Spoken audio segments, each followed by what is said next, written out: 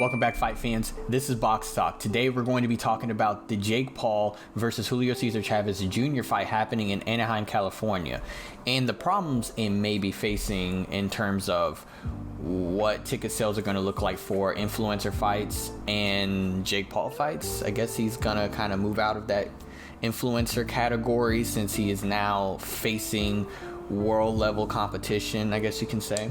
But without further ado, let's jump straight into this video. But before we jump into this video, hit that like button, hit that subscribe button, and comment down below on what you would like to see next. I got a bunch of BoxTalk videos coming up this weekend. We got to talk about the press conference happening tonight for the Canelo versus Crawford fight happening on September 13th.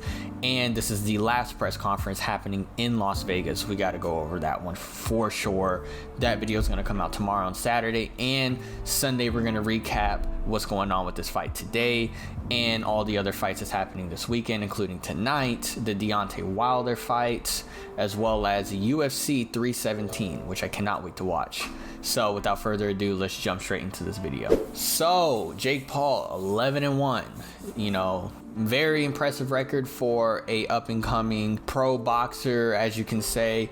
Other pro boxers' records starting from the bottom, going up to their 10th, 11th fight, usually are no names or journeymen trying to pad the records of these fighters. But Jake Paul has faced some type of competition and proven himself in the ring in the sense of fighting people who are fighters or were fighters. And then you got Julio César Chávez Jr., who was a former world champion, and his last fight was a 6-rounder against a MMA fighter, and he also had been going through some tough times. I'm not going to go too much in depth with it, but let's just say that he's recovered fully from it, as so it seems.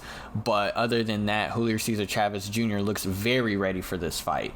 It looks like he was taking it very serious in camp. Same for Jake Paul, taking it very serious like always. Jake Paul has the money to have the best team, food, the equipment, and the atmosphere to become a world level fighter. I mean, is he world level in terms of technique? No. I don't think he's going to beat a world champion. Now, with that being said, do people actually really care about that? The past couple of fights that Jake Paul had before he fought Mike Tyson, and Mike Perry, it was a two bouts that happened in Orlando, Florida. It was between two boxers that were professional fighters. They had pretty decent records, but they were inactive, and it seems like Jake Paul was using them as reasons to be actual pro boxers so he can prove to others that he can beat pro boxers and he can fight people at a pro level. But the issue is they were inactive. So the people he was facing, they weren't 100% prepared for a fresh Jake Paul. Jake Paul was 26 at the time, 27, and you know, he's been in the game long enough to have the ring rust knocked off of him. He's very active in the fight game. The only reason why I'm mentioning these fights with the people who haven't fought in forever that Jake Paul fought is that no one cares about it. The people who cared about those fights was very minimal, and this fight alone, the ticket sales don't look good compared to his other matches. And I don't know if that's due to poor marketing. I don't know if that's due to people just not caring anymore, or people just wanting the KSI Jake Paul fight, which is the only fight that we truly actually care about when it comes to Jake Paul fighting.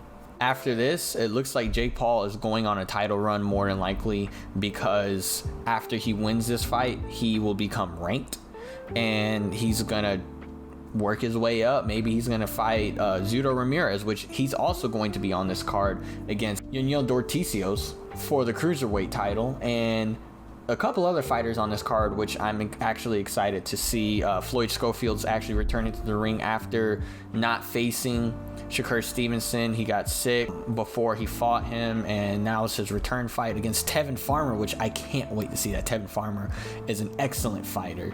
This will be a good move for Floyd to challenge Shakur again, and for it to be worthy if he wins, or for Tevin Farmers to solidify his journey in the boxing world, as he's always been a phenomenal fighter. Even though he has losses, he's still a great fighter.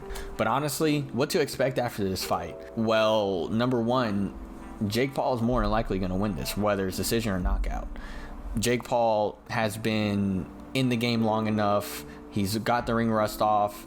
And on top of that, he beat Anderson Silva, who beat Chavez Jr. But that doesn't mean Chavez Jr. won't put up a fight.